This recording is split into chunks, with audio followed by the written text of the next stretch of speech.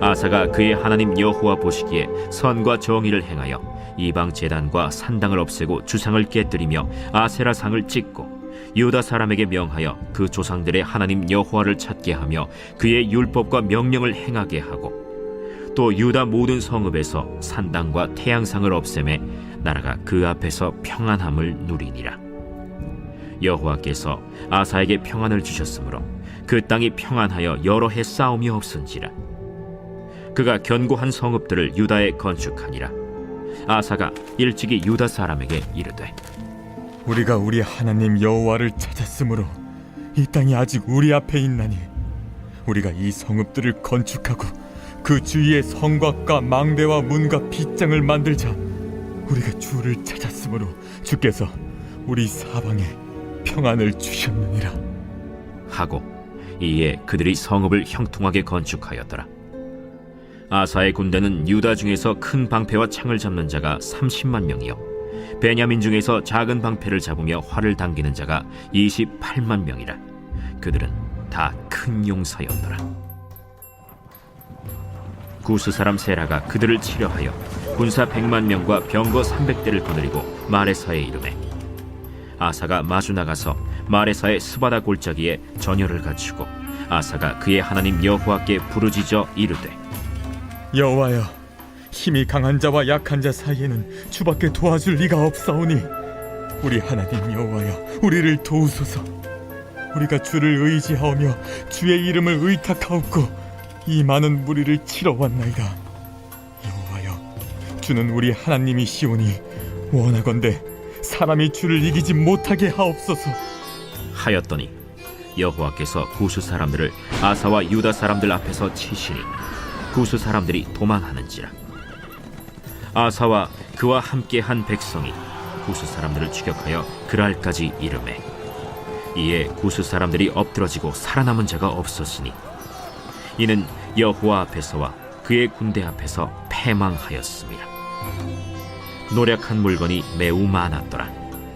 여호와께서 그랄 사면 모든 성읍 백성을 두렵게 하시니 무리가 그의 모든 성읍을 치고 그 가운데에 있는 많은 물건을 노력하고 또 짐승 지키는 천막을 치고 양과 낙타를 많이 이끌고 예루살렘으로 돌아왔더라. 오늘 주신 말씀을 통해서 우상을 깨트리고 하나님을 찾고 의지하는 삶이라는 제목으로 말씀을 전하려고 합니다. 다윗과 솔로몬은 통일 왕국 왕이었죠. 그리고 솔로몬의 아들이었던 르호보암이 남유다의 첫 번째 왕이 됩니다. 아비야, 아사가 세 번째 왕이 됩니다. 북이스라엘은 여로보암 왕이 첫 번째 왕이 되었는데 아비야 왕 때의 전쟁을 통해서 여로보암은 끝나죠. 아사 왕 때에 평화를 누리게 됐습니다. 오늘 1절 말씀에 보니까 그의 아들 아사가 대신하여 왕이 되니 그의 시대에 그의 땅에 10년 동안 평안하니라 기록하고 있습니다. 어떻게 해서 이와 같은 평안의 삶을 살 수 있었을까요? 르호보암이 잘못된 행동을 했고 또 그의 아들 아비야가 잘못된 행동을 했고, 그런데 오늘 주셨던 말씀에 이 세 번째 왕인 아사 왕 때는 평안의 삶을 살 수가 있었습니다. 아사 왕이 평화를 누릴 수 있었던 이유가 무엇인가? 오늘은 참된 평화의 삶을 어떻게 살 것인가에 대해서 한번 생각해 보았으면 좋겠습니다. 먼저는요, 믿음의 열정을 식히지 않는 삶을 살 때에 평화를 누릴 수가 있습니다. 믿음의 열정. 2절에서 5절 말씀에 보면 이제 아사 왕이 왕위에 즉위한 뒤에 어떻게 살았는지에 대해서 기록하고 있습니다. 우리 2절 말씀, 3절 말씀을 같이 한번 읽어보겠습니다. 아사가 그의 하나님 여호와 보시기에 선과 정의를 행하여 이방 제단과 산당을 없애고 주상을 깨트리며 아세라상을 찍고. 아사 왕이 종교 개혁을 일으키죠. 그리고 그 개혁을 하는 데 있어서 강한 의지를 가지고 했습니다. 그는 선과 정의를 행하기 위해서 노력했고 유다 백성들이 쫓았던 이방 제단과 산당과 주상과 아세라상을 찍어 부숴버립니다. 그 전에 왕들은 그러한 일들을 하지는 못했어요. 우리가 하나님께 돌아가자라는 뜻은 가졌지만 실질적인 행동을 하지 않았던 거예요. 회개를 할 때에 잘못했습니다라고 잘못을 뉘우치는 것도 중요한데 이와 같은 우상들을 깨어 부시는 행동, 다시는 그와 같은 삶을 살지 않겠습니다라고 단호한 열정의 신앙을 가지고 살아가야 되는데 전에 있던 왕들은 그러지 못했어요. 하지만 아사 왕은 철저하게 행동하는 삶을 살았습니다. 또한 아세라상을 만들었던 테우레위를 폐위했습니다. 열왕기상 15장 말씀에 보면 그 아세라상을 만들고 그걸 섬기게 했던 태우까지도 폐위를 시켜버렸어요. 그리고 4절 말씀에 보면 유다 사람들에게 명하여 하나님 여호와를 찾게 하며 율법과 명령을 행하게 했다, 이렇게 기록합니다. 부셔버린 것뿐만 아니라 온 백성들에게 하나님을 찾게 하고 주님의 명령과 율법을 지키게 했다는 거예요. 그리고 모든 성읍에 산당너와 태양상을 없애매 어떻게 됐다고 말씀합니까? 평안이 임하게 되었다라고 말합니다. 주신 말씀처럼 우리의 삶 가운데 있는 다른 우상을 섬기거나 다른 것을 더 하나님보다 높이 세운다면 그것들 자체가 우상이 되는 것입니다.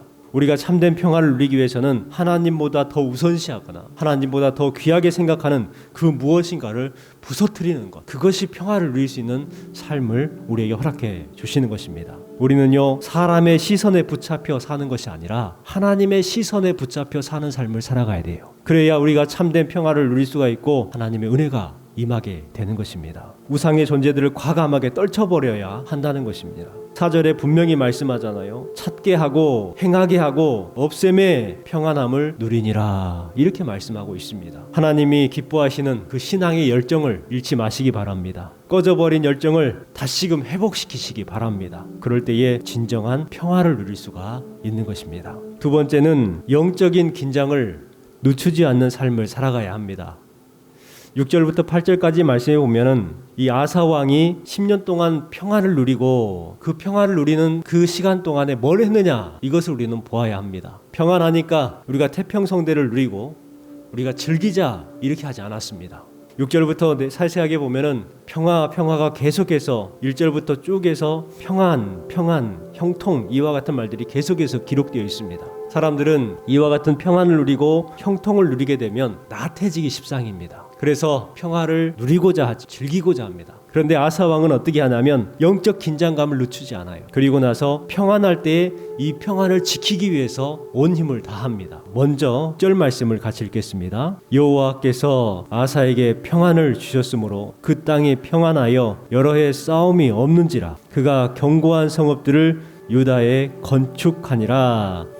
평안을 주셨으므로 그 땅에 평안하여 싸움이 없었어요. 그런데 그때 뭘 했습니까? 그가 견고한 성읍들을 유다에 건축하니라. 여러분, 긴장감을 늦추지 않았어요. 평안할 때에 더 견고하게 성읍들을 건축해 나갑니다. 여러분, 이때가 바로 하나님이 주시는 시험의 때예요. 위험한 시기임을 우리는 알아야 합니다.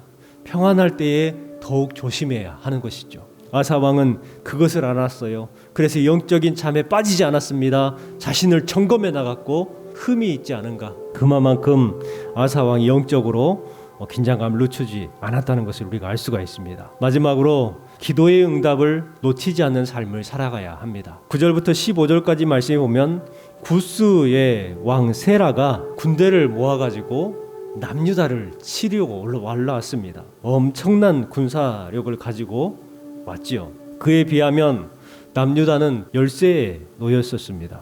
그랬을 때에 이 아사왕이 어떻게 하느냐, 하나님 앞에 엎드립니다.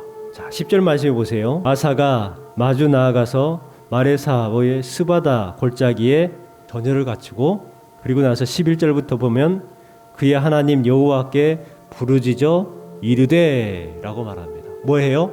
하나님 앞에 기도해요. 하나님 앞에 엎드렸습니다. 그리고 먼저 하나님은 어떤 분이신가를 찬양을 하죠. 하나님은 어떤 분이시라고 말합니까? 여호와여, 힘이 강한 자와 약한 자 사이에 주밖에 도울 리가 없사오니. 주님밖에 우리의 도움이 될 수 있는 분이 안 계신다는 거예요. 하나님만이 참된 신이라는 것을 지금 고백하고 있는 것입니다. 우리는 유일신 사상을 가지고 살아가는 성도들입니다.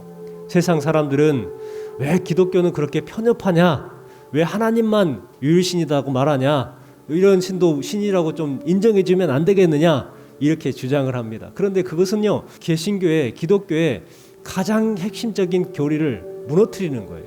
이것은 대화를 할 수 있는 것이 아니란 말이에요. 하나님밖에 없는 거예요. 하나님만이 유일한 신인 거예요. 그렇기 때문에 우리는 유일신을 주장할 수밖에 없는 것입니다. 다른 신을 인정해서는 안 되는 것이죠. 아사 왕이 그와 같이 고백하고 있는 거예요. 우리 하나님 여호와밖에 우리를 도우실 수 있는 분이 안 계십니다. 하나님만이 우리를 도우십니다. 이와 같이 고백하고 있습니다. 11절 하반절에 보니까 원하건대 사람이 주를 이기지 못하게 하옵소서 이렇게 고백합니다. 어떻게 사람이 주님을 이기겠습니까? 어떻게 저 구스 사람 세라가 저 군대가 하나님을 의지하고 있는 남유다를 이길 수 있겠습니까? 이와 같은 승리의 확신의 고백이에요. 놀라운 고백이죠. 12절 말씀입니다. 같이 읽겠습니다. 여호와께서 구스 사람들을 아사와 유다 사람들 앞에서 치시니 구스 사람들이 도망하는지라. 아멘. 여러분 기도를 했더니 어떻게 됐어요? 그 기도에 응답을 받았어요. 그리고 13절부터 15절까지 말씀해 보면 구스 사람들을 추격해서 그들을 따라잡고 그리고 그들을 칩니다. 노력한 물건들이 심히 많았고 그 노력한 물건들을 가지고 왔다고 15절 말씀에 기록하고 있습니다. 완전한 승리를 허락해 주신 것이죠. 기도 응답을 놓치지 않았습니다. 여러분 오늘 주신 말씀 세 가지를 꼭 기억하시기 바랍니다. 참된 평화를 누리는 삶은 하나님을 향한 믿음의 열정이 식어지지 않을 때에 평화를 누릴 수가 있습니다. 또한 영적 긴장감을 늦추지 않는 삶을 살아가야 합니다. 기도하고 기도 응답을 받는 놓치지 않는 삶을 살아가야 합니다. 오늘 하루도 주님이 주시는 참된 평안을 누리고 믿음의 열정으로 살아갈 수 있는 하루 되시기를 주님의 이름으로 축원합니다.